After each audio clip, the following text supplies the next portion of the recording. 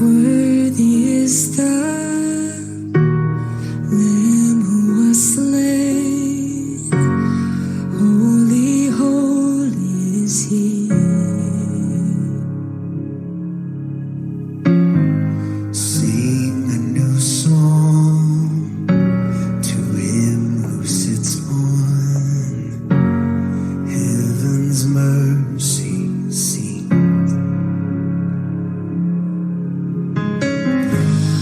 Worthy is the Lamb who was slain. Holy, holy is He. A paz do Senhor, meus irmãos. Fatos sobre a vida de Jesus. Facts of Calvary. The way of the cross. No caminho da cruz. Certo? Então, nesse terceiro vídeo nós tentaremos abordar um pouco, né, a respeito dos acontecimentos que permeiam, né, a vida judaica da época de Jesus e também acontecimentos que marcaram durante o trajeto da crucificação do Mestre, certo? Então, nosso intuito com esses vídeos são de abordar conhecimentos à luz da Bíblia, para que você possa entender o que de fato aconteceu no trajeto que Jesus trilhou, né, até o caminho do Calvário, até o caminho do Gólgota. Então nós, neste episódio, né, neste terceiro vídeo, nós tentaremos abordar um pouco sobre esses fatos, certo? No vídeo anterior nós abordamos sobre a Via Crucis, o caminho que Jesus trilhou, o caminho que Jesus andou com o madeiro, né? Os tipos de cruzes, né? Tipo de crucificação que o Mestre fora submetido aos lictores, né, aos carrascos de Roma. E também abordamos né, colocamos alguns mapas, alguns diagramas, para que vocês pudessem ver o que de fato, onde de fato Jesus estava, né, a fortaleza de Antônia, e o que de fato aconteceu, né? Quais foram os objetos. Nós colocamos lá a foto, né, dos instrumentos que foram utilizados, né? Do Azrog, que foi utilizado para flagelar os malfeitores e também Jesus, né? Então vamos lá, queridos. Havia várias modalidades de crucificação naquela época, certo? Naquela época havia várias modalidades de crucificação, as quais eu quero aqui compartilhar com vocês. Tudo indica que naquela época, irmãos, a crucificação ela estava fixada em suas minúcias por uma série de leis e regulamentos, né, que Roma colocava para os internos cumprirem naquela época. O que, no entanto, não impedia, né? Não impedia que houvesse sempre, por parte dos carrascos, os lictores, uma certa fantasia sádica, né? Então se eles tivessem o desejo de pegar algum instrumento de martírio, mesmo que não fosse aquele que nós colocamos aqui para vocês verem, né? Colocamos a foto do Azrog, com pedaços nas suas pontas de esferas de chumbo, ossos, ferro, né, metais e couro. Mesmo que não fosse aquele instrumento, o instrumento que coubesse ao lictor, né, ao executor do flagelo, né, do martírio, pegar aquele outro instrumento para martirizar aquele malfeitor, ele assim o faria. Então, havia a flagelação preliminar, né? A flagelação preliminar era um tipo de martírio também, de flagelação, utilizado por Roma, certo? A flagelação preliminar. E não estamos aqui, irmãos, falando do açoitamento que era mandado, né, aplicar como castigo ou tortura, certo? Em si, não estamos aqui falando, porque essa parte nós já falamos no outro vídeo. Então nós vamos aqui falar das modalidades, certo? Que Roma utilizava para martirizar os malfeitores. Então, não estamos aqui falando do açoitamento ou castigo ou tortura em si, nem mesmo como um modo, irmãos, de matar os condenados, certo? Em si. Então, somente do açoitamento, que era o preâmbulo, que era utilizado, né? O preâmbulo de toda e qualquer execução capital, certo? Então, todo condenado à morte, né? Deixa eu explicar aqui para vocês. Todo condenado à morte, ele era preliminarmente, né, condenado para que fosse açoitado, certo? Por lei. Então ele era açoitado mediante a lei, certo?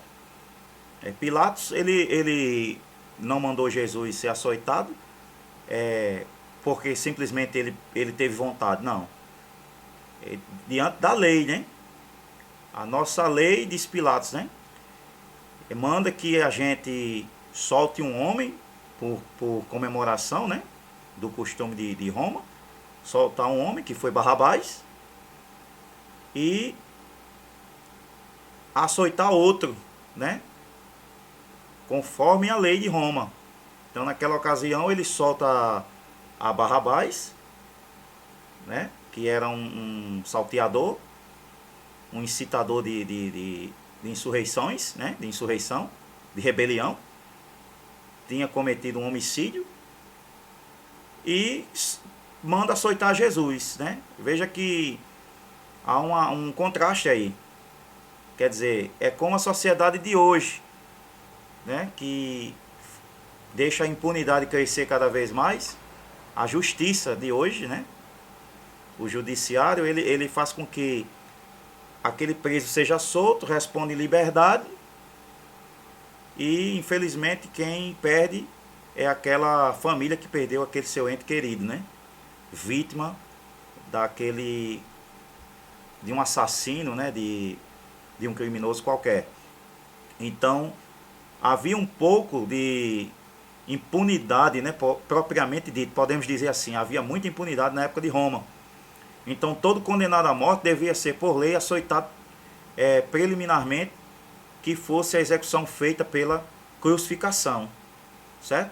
Ou por decapitação também, certo? Ou pelo fogo. Então, poderia acontecer três coisas: o açoite, certo? A crucificação e, em terceiro lugar, a decapitação, que era o corte da sua cabeça, né? Ou também pelo fogo, né? Poderia ser queimado também. Delas somente estavam isentos, segundo o historiador Theodor Mommsen, os senadores, os soldados, as mulheres, certo? As mulheres que gozassem do direito da cidadania romana. Então havia também essa característica naquela época. Entretanto, irmãos, nos casos de decapitação, não se aplicava o chicoteamento propriamente dito, e sim a fustigação, que se fazia com varas, certo? A flagelação, que primitivamente era aplicada quando o condenado já estava sobre a cruz, certo? Passou com o tempo a ser aplicada no próprio local do tribunal, certo? Então, veja que também o condenado também passava a ser açoitado também em um local, certo? no tribunal, que no caso era a fortaleza de Antônia, certo? Diferente do Gabatá. Gabatá era o local onde Pilatos, né, o governador da província da Galileia, né, da Judéia, ele julgava as pessoas, os condenados, o Gabatá. E a fortaleza de Antônia era outra parte onde o executor, cabia a ele, ao lictor, né, aos lictores, aos carrascos de Roma, executar a pena que era dada, que era dada pelo governador de Roma, certo? No caso Pilatos, naquela época. Então o condenado era ali atacado a uma coluna, certo? Provavelmente com as mãos amarradas, certo, irmãos? Assim, ó, amarradas por sobre a cabeça. Pois esta era a melhor forma, naquela época, a melhor maneira de imobilizá-lo, certo? Era a melhor maneira de imobilizar o condenado, para que ele não fizesse nada contrário a os seus executores naquele momento.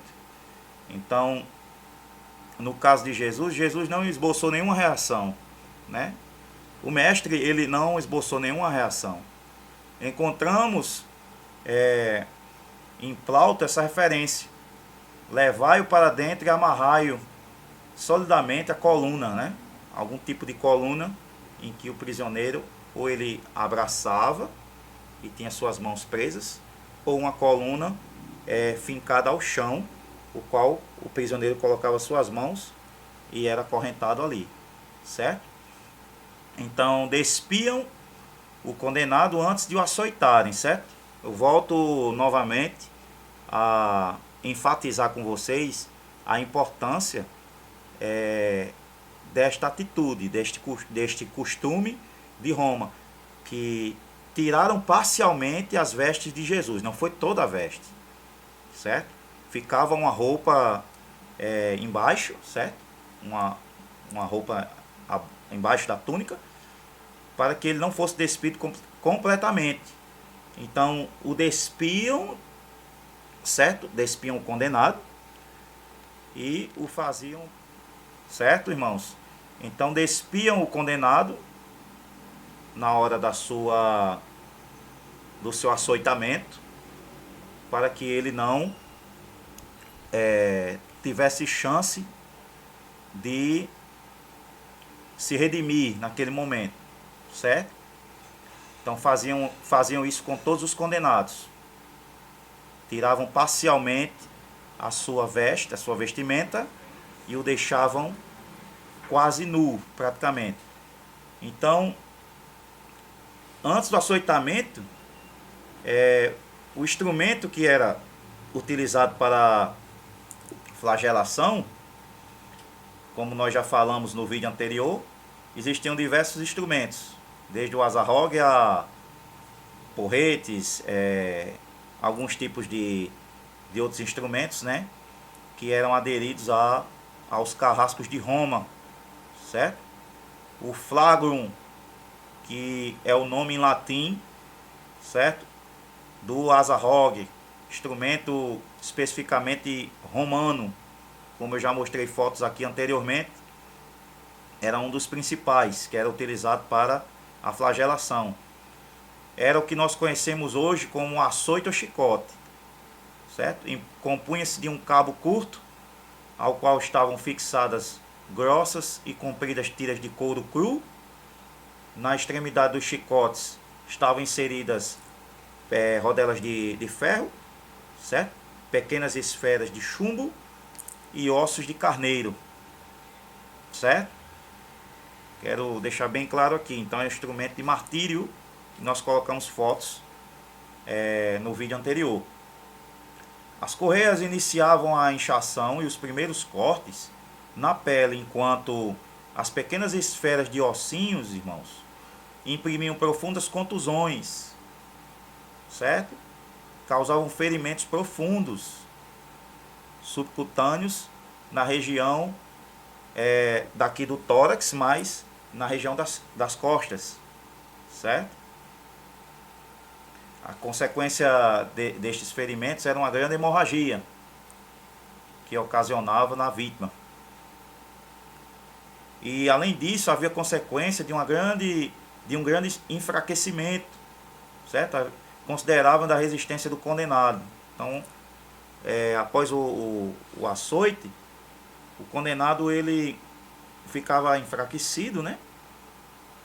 Deveras por ter recebido esses golpes, e não esboçava reação nenhuma de resistência. Então, após isso, ainda teria que carregar uma parte da cruz, né? Veja o quão terrível era Roma, as penas de Roma naquela época para os que fossem crucificados e condenados por Pilatos, certo? Outra coisa, o número de golpes com o açoite era, segundo a lei judaica, rigorosamente, certo? Limitado a 40 açoites, certo? Não ultrapassando esse número.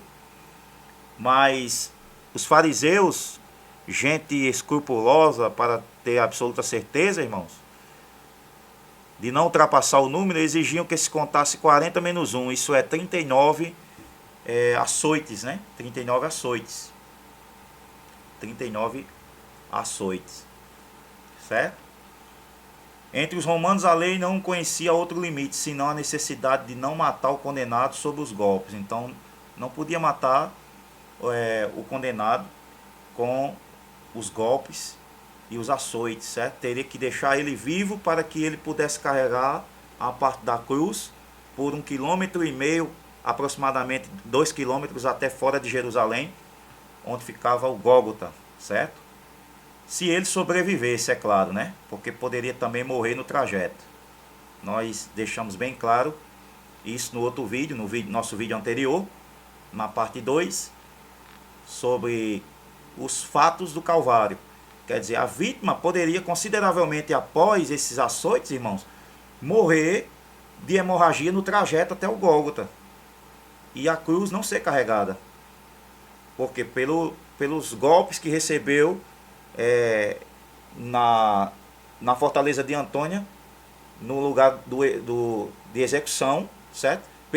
Pelos seus executores. Então, a vítima, se não tivesse, podemos dizer, uma resistência até boa para sobreviver aos açoites pelo lictor, com aquele instrumento de martírio, ele teria que ainda carregar a cruz, então poderia morrer no trajeto, certo? Claro que isso não foi o caso de Jesus, né? Tem pregadores que equivocadamente disseram que Jesus caiu 7 vezes no trajeto que ele fez até o Calvário. Isso é pura fantasia. Em nenhum lugar a Bíblia diz que Jesus caiu 7 vezes. Talvez no máximo o que Jesus conseguiu fazer com a cruz, sem querer dizer que ele caiu, porque a Bíblia não diz em nenhum momento que ele caiu, certo? Talvez ele tivesse inclinado um pouco o seu corpo, né, com a haste transversal, o partíbulo, nessa inclinação, certo? Mas sem chegar a cair com a cruz no chão. Em nenhum momento, certo? A Bíblia diz que Jesus caiu. Isso aí é uma heresia, certo? Heresia de pregadores que não leem Bíblia e não estudam a palavra de Deus com profundidade. Então, vamos parar de pregar heresia e pregar realmente o que é escrito de acordo com o texto bíblico. Vamos parar de fantasiar a escritura para causar impacto no povo de Deus, certo? Não está escrito isso na Bíblia, que Jesus caiu 7 vezes. Isso aí é uma heresia da parte de muitos pregadores que pregam a palavra dessa forma. Então, continuando, queridos irmãos, havia também o carregamento da cruz, certo? O carregamento da cruz, certo? Era, portanto, o condenado que devia carregá-la, certo? O flagelado ele teria que carregar, como se não bastasse as suas hemorragias que já tinha sido adquiridas anteriormente no Gabatá, né? Na fortaleza de Antônia, ele ainda teria que carregar aquele peso da cruz, né? O patíbulo, né? Voltamos a dizer, a haste pesada, como colocamos a foto aqui, uma parte da cruz, não a cruz toda, uma parte da cruz, certo? Horizontalmente, sobre os seus ombros, teria que carregar. E percorria a pé, né? Era um trajeto feito a pé para a vergonha pública e despido parcialmente das suas vestes. Despojado de todas e quase todas as suas roupas, certo, irmãos? E carregando o seu patíbulo. O trajeto do tribunal, certo? De onde o condenado fora julgado, né? Era julgado anteriormente, até o local de suplício, certo? Certo? Ele era julgado no Gabatá, e esse trajeto todinho até o Gólgota tinha que ser percorrido a pé, certo? Até o lugar de suplício, onde o estava esperando seu stipes, certo? No inglês, a haste vertical da cruz, ou seja, a estaca, né? Alguns historiadores dizem que Jesus foi morto numa estaca. Jesus não foi morto numa estaca. Ele teve que carregar outra parte da cruz para que ela fosse conectada a outra parte, certo? Nesse formato, onde já estava esperando. E lá a cruz era montada completamente, tanto com a haste vertical e horizontal da estaca, para ser fixada pelos soldados romanos, para que estes assim o pudessem crucificar sua vítima naquele suplício do Gólgota, certo? E eles eram crucificados no meio da verdadeira vergonha, né? De outros semelhantes. Então tinha que passar por toda essa vergonha pública. A expressão no grego original, carregar a cruz, quer dizer, em grego, stauron bastazai. Só se encontra nos textos, irmãos, gregos ou rabínicos, em Plutarco, Artemidore, Chariton, nos comentários judaicos também do Gênesis e no Novo Testamento, entre outras fontes, certo? Então, em latim, só é encontrada nas versões latinas da Bíblia. E como já vimos, é por sinédoque que a palavra cruz designa a parte horizontal desta. O patíbulo, ele era colocado sobre as costas, né? Voltamos novamente a esse assunto, sobre as costas, certo? E os braços do condenado, nessa parte aqui, certo? Ele ficava com os braços estendidos transversalmente, certo? Transversalmente. E em seguida amarrado as suas mãos e braços e peito, certo?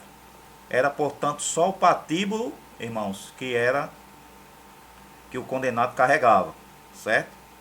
Outro absurdo que nós ouvimos por aí, pregadores que dizem que Jesus carregou a cruz inteira sobre os seus braços. Fantasia e heresia, certo?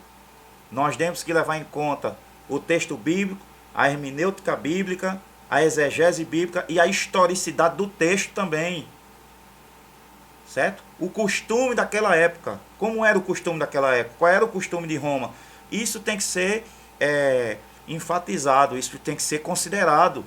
Então, no momento que se prega uma palavra sem considerar também o costume da época, a bibliologia, o contexto literário, o contexto bíblico da época, nós entraremos hereticamente, certo? Podemos dizer assim, em uma pregação. Worthy is the Lamb who was slain. Holy, holy is He.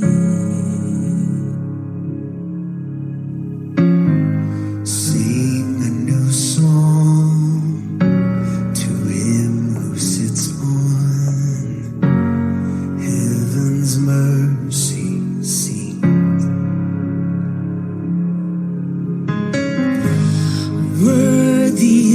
the